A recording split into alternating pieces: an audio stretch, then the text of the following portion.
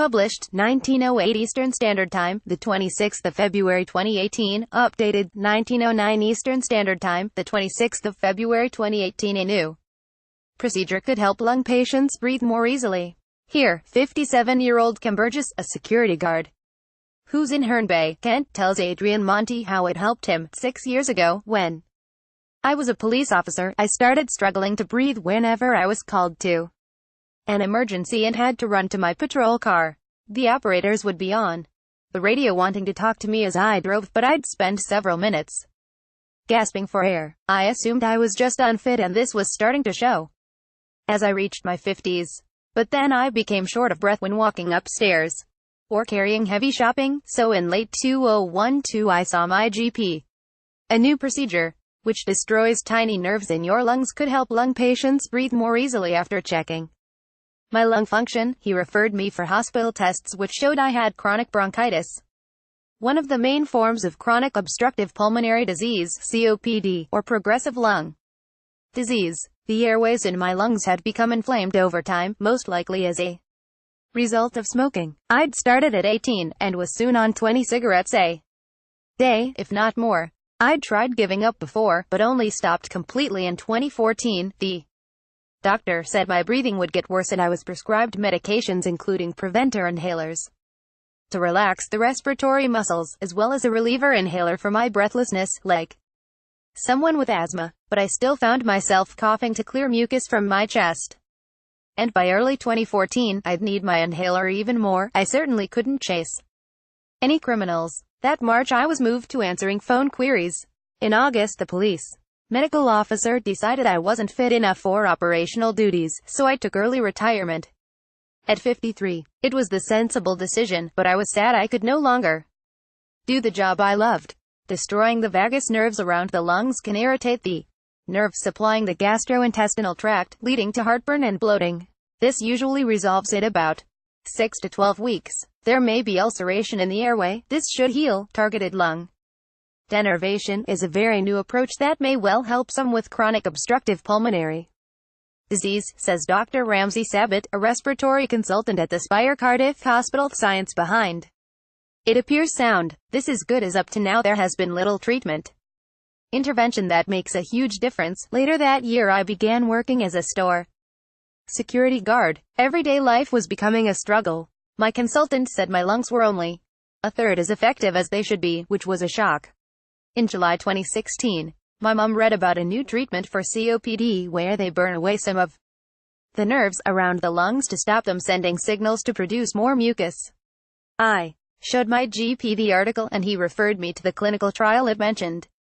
Within a week I'd heard back from Professor Pallav Shah, a lung specialist at the Royal Brompton Hospital in London, who was leading the trial. After tests it was decided I was suitable, but I wouldn't know until the trial was completed if I'd had the real treatment or a placebo. I knew the real treatment wouldn't be a cure, but I hoped for even a 1% improvement. I underwent the 45-minute procedure. In May last year under general anesthetic. I was able to go home later that same day. There was a slight pain in my left lung for a few hours, but it went straight away. My breathing was much more comfortable, and I was back at work the next day. Later that week the team called to say there'd been minor technical difficulties during my operation, which meant they'd only operated on one lung. They hadn't told me then because of the strict placebo trial guidelines. I had my other lung treated 2 weeks later. I didn't mind, as now I knew I'd had the real treatment. After the second procedure, instantly my breathing was even better. I could push myself that little bit further when walking, and my cough of 5 years stopped straight away. A regular checkup in November showed my lung function had improved by 10%, massive for lungs as poor as mine. I walk more than 10,000 steps a day at work, with much less difficulty than before. I still use my inhalers, but my quality of life is better, and hopefully through the trial I've helped other patients, too. Professor Pallav Shah is a consultant physician in respiratory medicine at the Royal Brompton Hospital in London. With more than 3 million people in the UK with COPD, it's the second most common lung disease after asthma. About 90% of those affected have at some time been a smoker. COPD is an umbrella term. The Main conditions it includes are emphysema, where the lungs' air sacs become damaged by inflammation due to excess mucus, and chronic bronchitis, long-term inflammation of the airways caused by excessive mucus. In healthy lungs, tiny branches of the vagus nerve, which runs from the brain down the windpipe and into the lungs, tighten the muscles in the airways and stimulate mucus production. In COPD lungs, this mucus irritates the airways, already inflamed and narrowed even more. This means air can't enter and leave the lungs as easily, so becomes trapped, causing a persistent cough, wheezing, a tight chest and breathlessness.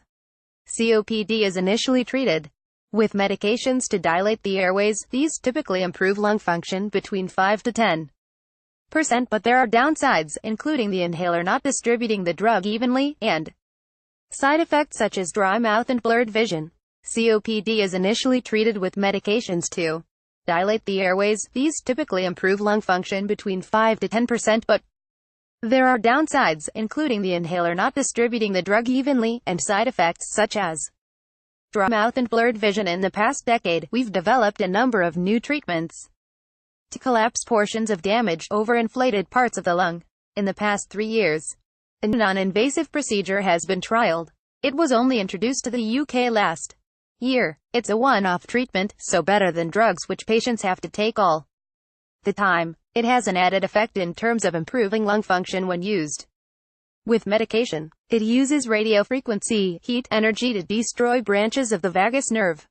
With the patient under a general anesthetic, we insert a tube with a balloon at the end into the top of one lung. The balloon is then filled with saline. Attached to the balloon is a half-moon-shaped electrode just over 3 mm in size, which is heated up to 80 C. The balloon keeps the tissue of the airway cool and the electrode in the correct place. The heat energy penetrates the airway's tissue to about 14 mm, sufficient to burn away the nerve branches. We rotate the electrode by 90 degrees and repeat the procedure 3 more times, completing a 360-degree rotation inside the airway. All the nerves below this treatment site are now unable to receive messages. The procedure is repeated on the other lung. The patient feels the benefits almost immediately. The optimal level of improvement is reached after 3 months. We've carried out about 20 of these procedures jointly at the Royal Brompton and Chelsea and Westminster Hospital so far as part of an international trial. The results are promising. Worldwide, about 70% of patients have seen an improvement in lung capacity, breathlessness and quality of life. In our trial, there were dramatic improvements in 10 patients having the real treatment with no change in the placebo group. Those patients suffering with unpleasant side effects of inhalers could, in some cases, stop taking them, while those who continued to use them found them even more effective. We think this is because the drugs can now reach further down into the airways. This treatment will make COPD easier to with. The final results should be available in 3 months. We're now looking at whether this can also help severe asthma. We hope to have some results in 2019.